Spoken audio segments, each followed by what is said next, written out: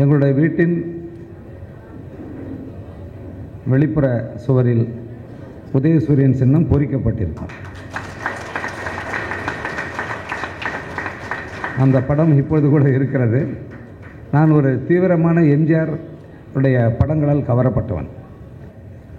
தலைவர் கலைஞர் அவர்கள் எனக்கு 9க்கும் மேற்பட்ட விருதுகளை தந்திருக்கிறார். தமிழக அரசினுடைய இவ்வளவு பெரிய இத்தனை விருதுகளை எந்த தமிழ் படைப்பாளிக்கும் இதுவரை கிடைத்ததில்லை. இன்றைக்கு அரசியல் என்பது உங்களுக்கு தெரியும். ஒரு 10 மசாலா சினிமா நடிச்சிட்டாலே போதும், நீங்கள் வந்துடலாம். அது அந்த புகழ் போதுமானதாக இருக்குது. அதுக்கு சொல்கிறேன். அது யாரையும் குறிப்பிட்டு சொல்கிறதுக்குள்ள பொதுவாக சொல்கிறேன். மக்களுக்கு தெரிஞ்ச ஆளாக இருந்தால் வந்து ஓட்டு கேட்கலாம். இதெல்லாம் எப்படி இதெல்லாம்? இப்போ இந்த இந்திய ஒன்றிய அரசு தொடர்ச்சியாக நம்முடைய வரிப்பணத்தை வாங்கி கொண்டு முறையாக தர வேண்டியதை தராமல் செய்யும்போது நம்ம ஏற்கனவே வாக்குறுதி அளிக்கப்பட்டவற்றை நிறைவேற்ற முடியாத தடைகளும் மக்களிடம் கெட்ட பேரும் உருவாகின்றது. இதெல்லாம் மக்களுக்கு புரிவதில்லை. காலம் காலமாக பெண்கள் என்பவர்கள் வெறும் வீட்டு வேலைகளுக்கு மட்டும் குழந்தையை பெற்று வளர்ப்பதற்காக இருந்த காலகட்டத்தில் அந்த கேட்ட அந்த சீருடையில் இருக்கிறவங்களை பற்றி சொன்னாங்க. எல்லாம் மாமன்ற உறுப்பினர்கள்னு. எனக்கு இதையே ஒரு படம் செய்யலாம் போல. நான் எந்த அரசியல் கூட்டத்திலும் பேசுபவன் அல்ல. இது எனக்கு அரசியல் கூட்டமும் அல்ல. என்னுடைய முதலமைச்சரின் பிறந்தநாளை மக்கள் கொண்டாடி கொண்டிருக்கிறார்கள். மனிதநேயரான அவருடைய அந்த மனிதநேய திருவிழாவில் ஒரு தமிழ் குடிமகனாக என்னுடைய கடமையை ஆற்றுகிறேன்.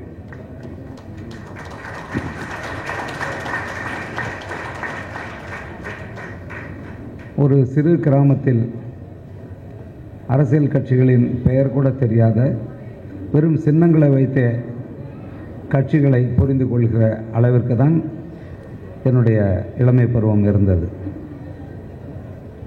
எங்களுடைய வீட்டின் வெளிப்புற சுவரில் உதயசூரியன் சின்னம் பொறிக்கப்பட்டிருக்கும். அந்த படம் இப்பொழுது கூட இருக்கிறது. நான் ஒரு தீவிரமான எம்ஜிஆர் உடைய படங்களால் கவரப்பட்டவன். படம் என்பதை தாண்டி அவருடைய கொள்கையால் கவரப்பட்டவன். திரைப்படக் கல்லூரியில் வந்ததும் அதுதான். நான் சினிமாவை முறையாக கற்றுக்கொள்ள வேண்டும் என்பதற்காக தலைவர் கலைஞர் அவர்கள் எனக்கு 9க்கும் மேற்பட்ட விருதுகளை தந்திருக்கிறார். தமிழக அரசினுடைய இவ்வளவு பெரிய இத்தனை விருதுகளை எந்த தமிழ் படைப்பாளிக்கும் இதுவரை கிடைத்ததில்லை. அத்தனைக்கும் நான் தலைவரை ஒரு முறை கூட நேரில் சென்று பார்த்ததே இல்லை. அவர் எனக்கு தனிப்பட்ட முறையில் ஏதாவது செய்ய வேண்டும் என்பதற்காக செய்ததில்லை. என்னுடைய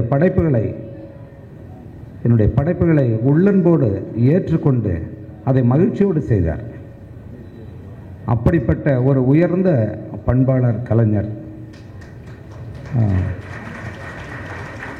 என்னுடைய வாழ்நாளில் ஒரு மிகப்பெரிய பேரிழப்பாக கருதியது அவருடைய மறைவுதான்.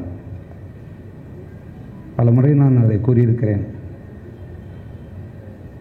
மணிக்கணக்கில் அவருடன் பேசும் தனிப்பட்ட முறையில் இருவருமே பேசக்கூடிய வாய்ப்பு நிறைய எனக்கு கிடைத்திருக்கிறது. நினைத்த நேரத்தில் எல்லாம் ஒரு மணி நேரத்திற்குள்ளாக அவரை சந்திக்கக்கூடிய வாய்ப்பு கிடைக்கும். அப்படி ஒரு முதல்வராக இருந்தார். உண்மையான கலைஞர்களை அவர் புரிந்து வைத்திருந்தார். அப்படிப்பட்டவருடைய இரத்தத்தில் அவருடைய வளர்ப்பில் உருவானவர் நம்முடைய முதலமைச்சர். முதலமைச்சருடன் எனக்கு நேரடியாக பழக்கமில்லை. ஒரே ஒரு முறை நாமக்கல்லில் நான் ஒரு நூல் வெளியீட்டில் பங்கேற்பதற்காக ஒரு அறையில் இருந்தேன். வெளியில் நிறைய கூட்டம் இருந்தது. அனைவரும் கட்சி தொண்டர்கள். யார் இருக்கிறார்கள் என கேட்டபோது தளபதி அவர்களுடைய பெயரை சொன்னார்கள். எனக்கு அவரை பார்க்க வேண்டுமென ஒரு பெரு விருப்பம். ஒரு முறை தலைவர் அறிமுகப்படுத்தி வைத்தார், அவ்வளோதான். பார்க்க முடியுமா முடியாதா என நினைத்த பொழுது ஒரு தொண்டர் வந்தார். நீங்கள் இருக்கீங்கன்னு சொன்னேன், பார்க்கலாமான்னு கேட்குறாருங்கன்னாரு. எனக்கு பதறி போயிட்டேன். அந்த சந்திப்பு எனக்கு, ஏன்னா நான் ஒரு படைப்பாளன், எழுத்தாளன், ஒரு திரைப்பட இயக்குனர். நின்றிருந்தபடியே கிட்டத்தட்ட 10 நிமிடம் பேசிக் கொண்டிருந்திருப்போம். இருவருக்குமே அமர்ந்து பேச வேண்டும் என்ற எண்ணம் தோன்றவே இல்லை. எதையெல்லாம் அவர் பேச நினைத்தாரோ, எதையெல்லாம் நான் பேச நினைத்தானோ தொடர்ந்து பேசிக்கொண்டே இருந்தோம்.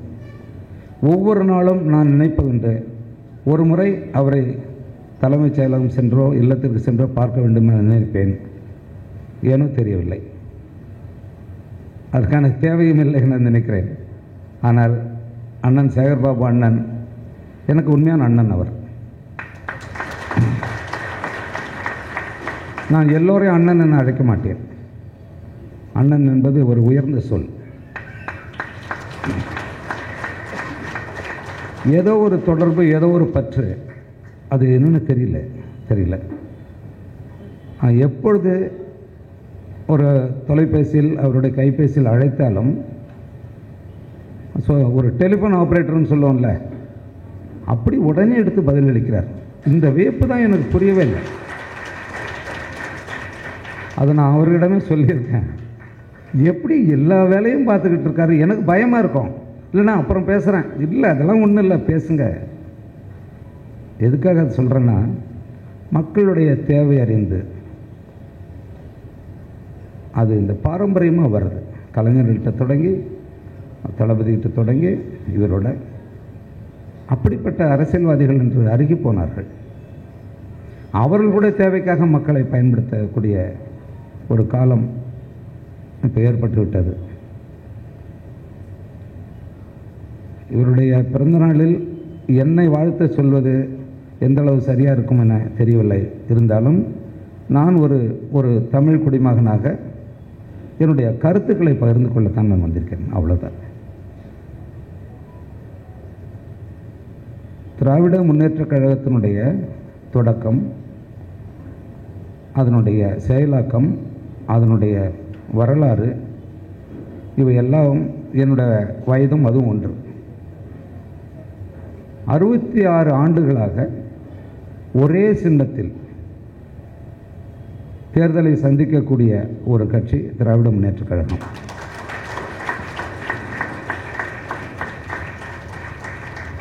நீங்களாம் பெரியார் திரைப்படம் பார்த்துருப்பீங்க. பெரியாரை பற்றி ஒரு படம் வந்துச்சு.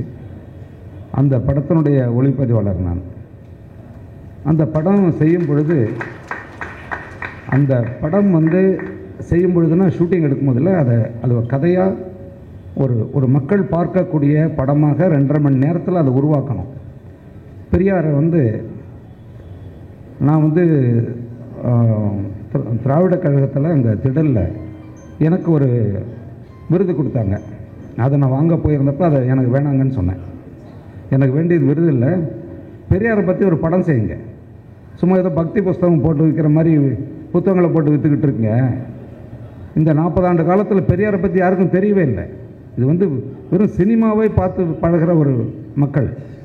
ஏன் ஒரு படத்தை எடுக்கிறது உங்களுக்கு என்ன பிரச்சனை, பணம் இல்லையா அப்படின்னு நான் அவர்கிட்ட கேட்டேன். வீரமணி அண்ணன் பக்கத்தில் இருந்தார். ஏன்னா நான் எப்பவும் வெளிப்படையாக பேசுகிற ஆள். அவர் என்ன தங்கர் செய்யலாம் சொல்லுங்கள். இதை பாருங்கள், நீங்கள் எடுக்கலைன்னா நான் ஒரு ரூபா மக்கள்கிட்ட பணம் வாங்கி நான் எடுப்பேன்னு சொன்னேன். அதன் பிறகு தான் அது படமாக்கப்பட்டது. இது வரலாறு எல்லாருக்கும் தெரியும். அது தமிழ்நாடு அரசு தயாரித்தது அந்த படத்தை. அப்போ நிறைய அமைச்சர்களோட, பெருமக்களோட, அதிகாரிகளோட, குறிப்பாக தலைவரோட பழகக்கூடிய வாய்ப்பு நிறைய எனக்கு கிடைச்சிது. அந்த படத்துக்காக போகும்போது தான் திராவிட முன்னேற்றக் கழகம், திராவிட கழகம் எதையெல்லாம் தாண்டி வந்திருக்கு, என்னென்ன கட்டமைப்புகளை உருவாக்கி வச்சிருக்கு,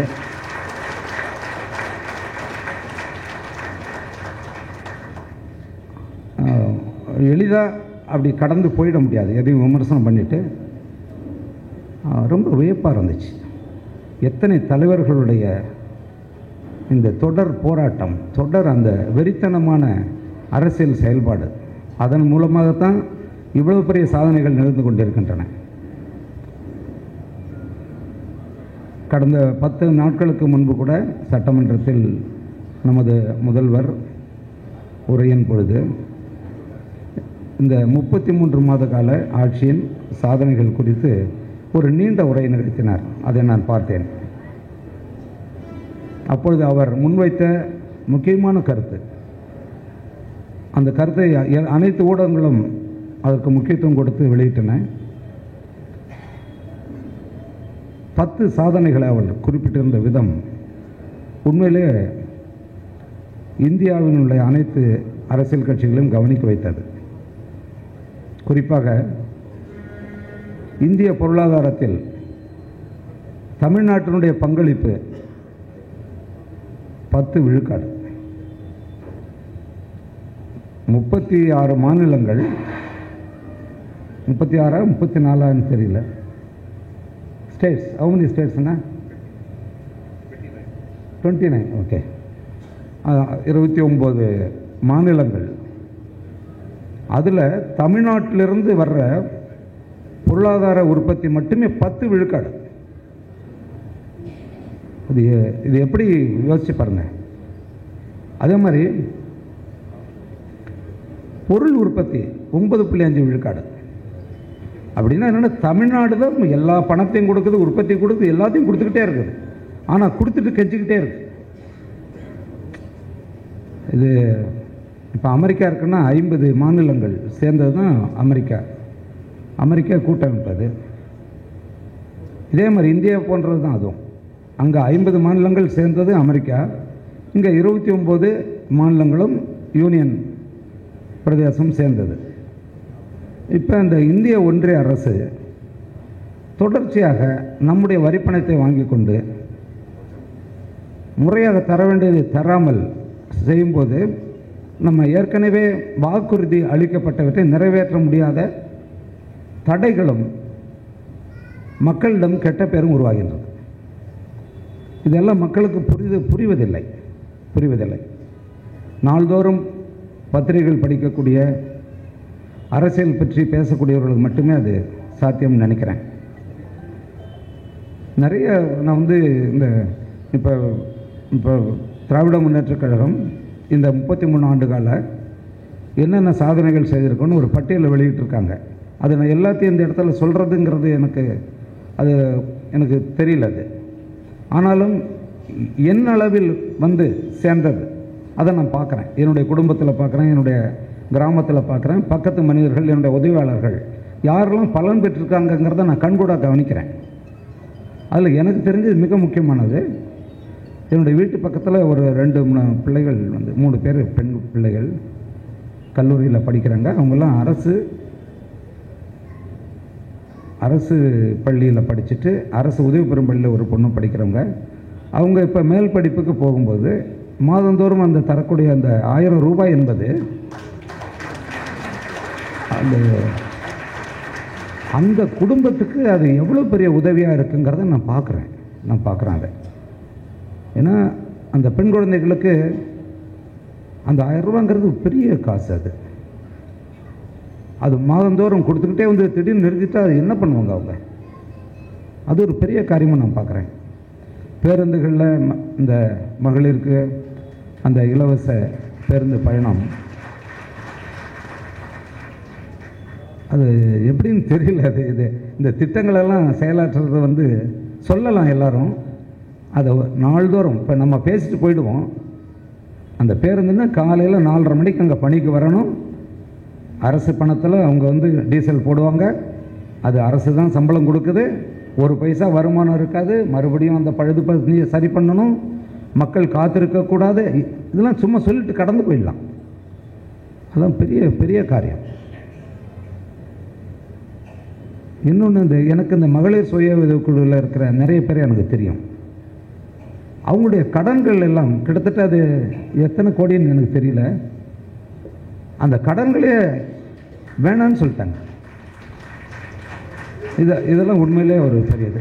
நான் பார்க்குறேன், இங்கே இருக்கிற பெண்கள், இது ஒரு அரசியல் மேடை. நான் நம்முடைய நாடாளுமன்ற உறுப்பினர் அவரோட நான் பேசிக்கிட்டு இருந்தேன். எனக்கு மகிழ்ச்சியாக இருந்துச்சு. 50 விழுக்காடு பெண்களுக்கு அரசியலில் ஒதுக்கீடு, இவற்றையெல்லாம் பெரியார் இருந்து பார்த்திருக்க வேண்டும்.